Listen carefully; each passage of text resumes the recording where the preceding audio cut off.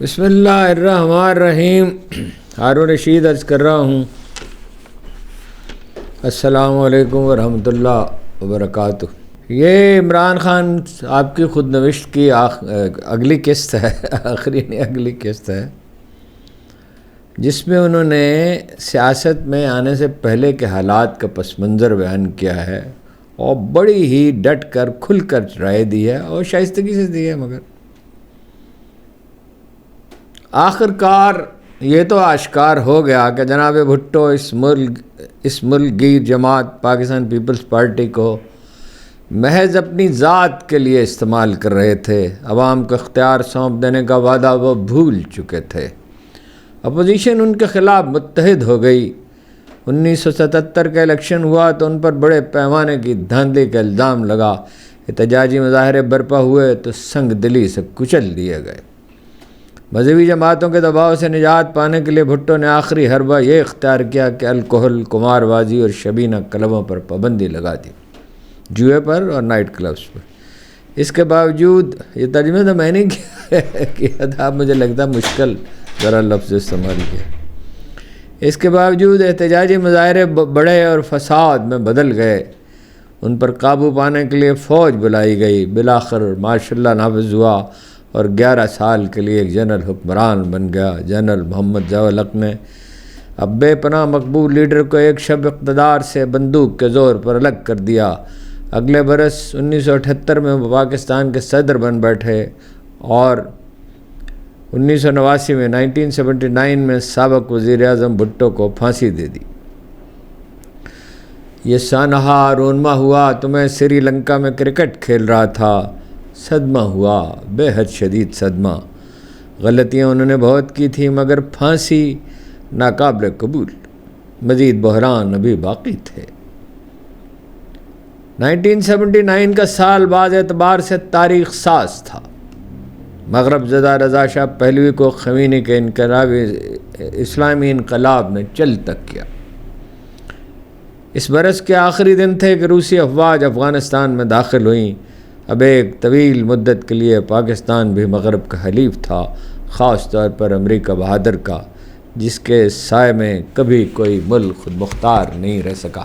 اس سائے کے لیے بھیک مانگ رہے ہیں نا آج کل شہباز شریف صاحب کی حکومت، اور خواجہ صاحب پیش ہیں اس میں۔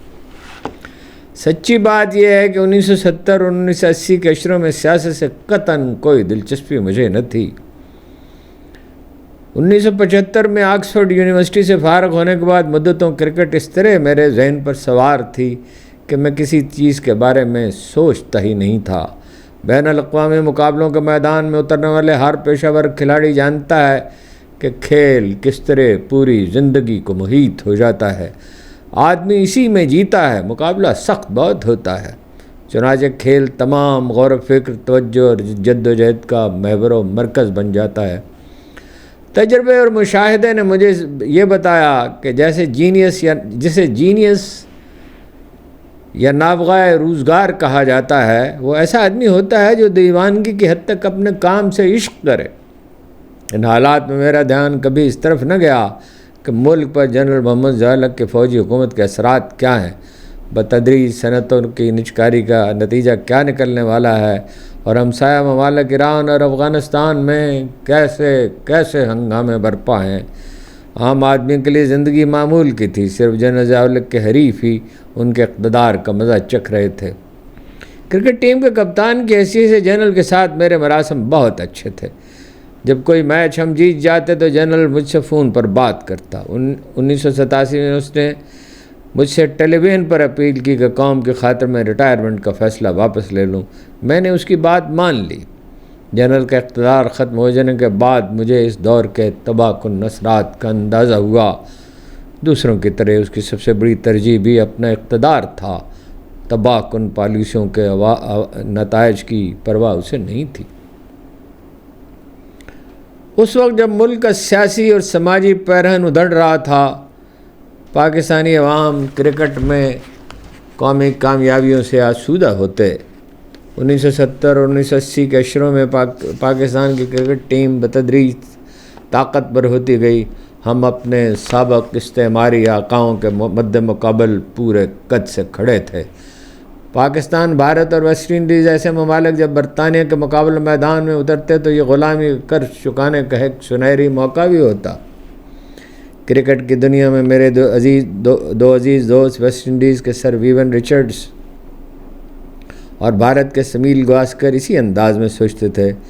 مجھے اندازہ تھا کہ 1970 اور 1980 کی دہائیوں میں انگریز کا مقابلہ کرنے کی تمنا ویسٹ انڈیز ٹیم کی سب سے بڑی قوت متحرکہ تھی۔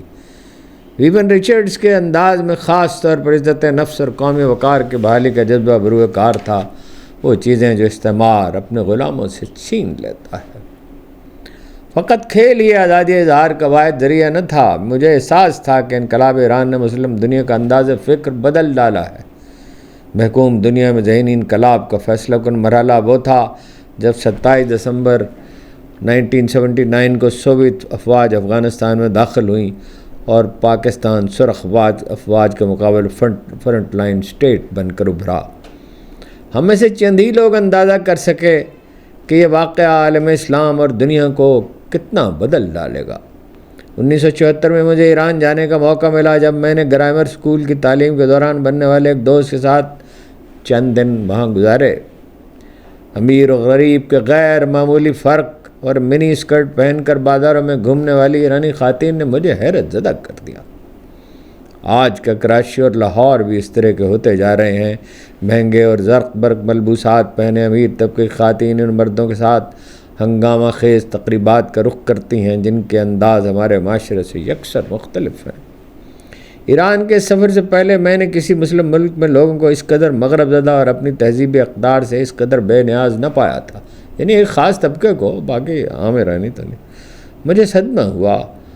خانچوں اور ریڑھیوں پر کھڑے عام ایرانیوں کے وہ تاثرات مجھے یاد آتے ہیں جو ان خواتین کو دیکھ کر بے ساختہ ان کے چہروں پہ امڈ آتے۔ چند برس بعد ایرانی تاجروں کو خمینی کے اسلامی انقلاب میں اہم کردار ادا کرنا تھا۔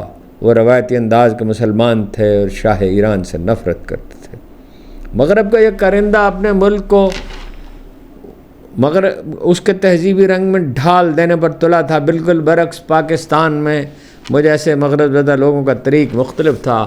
ہم سب دیہی علاقوں حتیٰ کہ پرانے لاہور کا رخ بھی کرتے تو مقامی رسم و رواج کا احترام ملحوظ رکھتے۔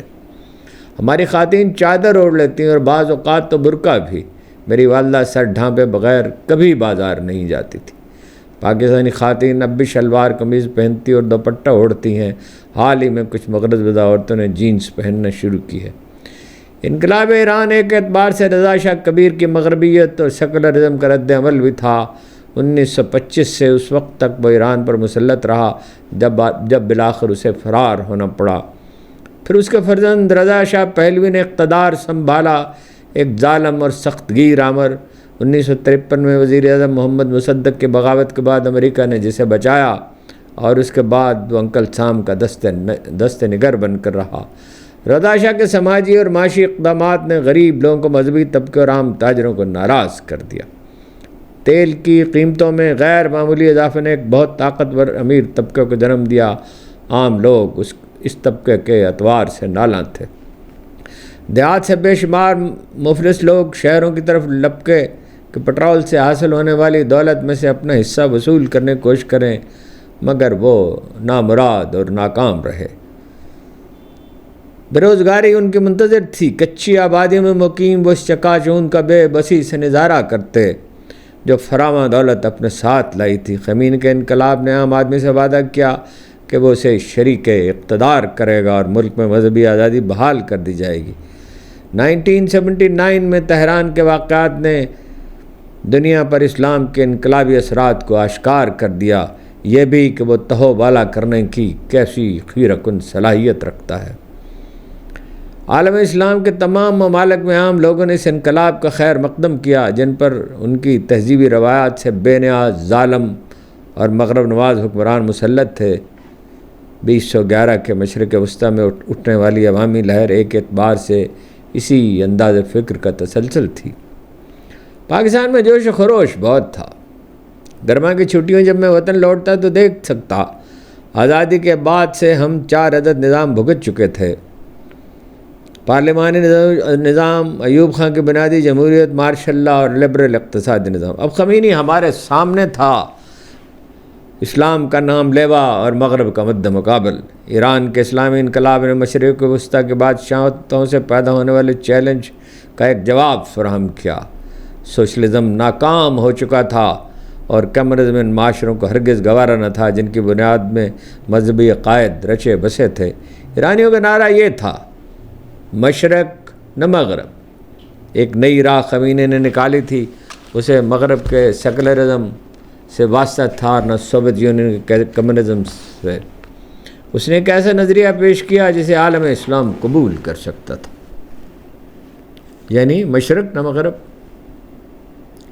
مغرب خوف زدہ تھا کہ عالم اسلام ایک نئی راہ پہ گامزن ہو سکتا ہے۔ عرب ممالک میں مغرب نواز حکومتیں اب خطرے سے دو چار تھیں، جن کے شاہی خاندانوں پر خمینی نے برملا تنقید کی۔ مغرب نے عالم اسلام کے آمروں کی طرف سے صرف نظر کرنے کا فیصلہ کیا جو آزاد دنیا کو بچانے کے نام پر کمیونزم کی مخالفت کرتے تھے۔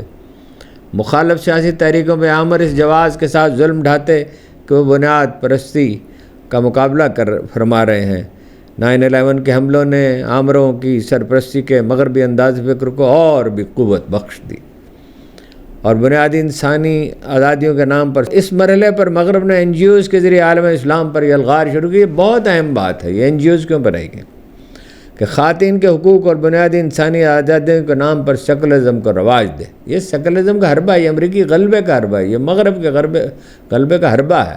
ان NGO سے دور رہنا چاہیے ہر خوددار آدمی کو۔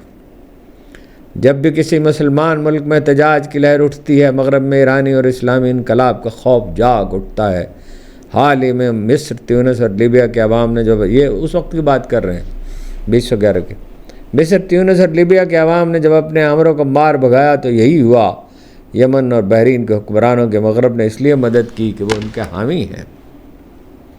جنرل ضیاء الحق نے جو اپنی حکومت کو جواز فراہم کرنے کے لیے بےتاب تھے، ایرانی انقلاب کے اثرات کا اندازہ لگایا اور اس سے فائدہ اٹھانے کا فیصلہ کیا۔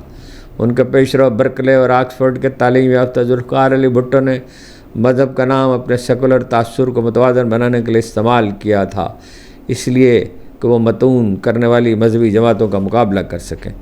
1973 کے آئین نے اسلامی جمہوریہ کی حیثیت سے پاکستان کی شناخت تسلیم کرا لی تھی۔ تعلیمی ادارہ میں اسلامی تعلیم کی اہمیت کو مان لیا گیا اور مذہب کے مطابق قانون سازی کے لیے اسلامی نظریاتی کونسل قائم کی گئی۔ قادیانیوں کو اقلیت قرار دینے کا مطالبہ انہوں نے تسلیم کر لیا، مگر اس کا نتیجہ اس کے سوا کچھ نہ نکلا کہ اسلامی قوانین کے لیے حریف مذہبی جماعتوں کے تقاضے بڑھ گئے۔ جنرل محمد ضیاء الحق نے بھٹو کے مخالف مذہبی جماعتوں کو استعمال کرنے کا فیصلہ کیا جو سیکولرزم کو لادینیت قرار دیتی تھیں۔ وہ بھٹو سے بہت آگے جانے کو تیار تھا۔ اس نے اعلان کیا کہ اگر وہ ریفرنڈم جیت لے تو پاکستان کو ایک اسلامی ریاست بنا دے گا۔ نظام مصطفیٰ کے بارے میں اس کا تصور یہ تھا کہ انگریزوں کے نافذ کردہ ضابطہ فوجداری میں بعض ترامیم کر دی جائیں۔ ایران کے اسلامی انقلاب سے متاثر معیشت اور تعلیم کو اسلام کے سانچے میں ڈھالنے کے لیے 1979 میں ضیاء الحق نے کچھ اصلاحات متعارف کرائیں۔ جنرل نے سود سے پاک بینک کاری اور بینکوں میں جمع رقم پر زکوٰۃ وصول کرنے کا سلسلہ شروع کیا۔ حدود آرڈیننس کے تحت جرائم کی سخت اسلامی سزائیں رائج کر دی گئیں، جن میں بدکاری کا جرم بھی شامل تھا۔ پولیس اور نچلی عدالتوں نے اس قانون کا ناجائز استعمال کرتے ہوئے کتنے ہی خواتین کی زندگیاں برباد کر دیں، کتنے ہی غریب خواتین کی زندگیاں برباد۔ بدعنوانی اور عدم مساوات فروغ پاتے رہے۔ اسلامی قوانین کی یہ مہم در حقیقت قوم کے جذبات اور حالات سے فائدہ اٹھانے کی ایک کوشش تھی۔ جنرل ضیاء الحق نے اسلامی عبادات کو بھی فروغ دیا، شلوار قمیض کی حوصلہ افزائی کی۔ برسوں بعد جنرل پرویز مشرف نے انگریزی اور مغربی لباس کو رواج دے کر ملک کو جدید تر انورٹڈ کامز میں جدید تر بنانے کی کوشش کی۔ جنرل ضیاء الحق کی مذہبیت اور پرویز مشرف کا سیکولرزم دونوں ناکام و نامراد رہے۔ لوگ نئے رواج اختیار کر لیتے ہیں مگر باطن میں وہی کچھ رہتے ہیں۔ دونوں امر یہ بات نہ سمجھ سکے کہ محض ظاہری عبادت سے لوگ روحانیت حاصل نہ کریں گے۔ نکٹائی باندھ لینے سے 21ویں صدی میں وہ داخل نہیں ہو جائیں گے۔ آپ کا بہت بہت شکریہ۔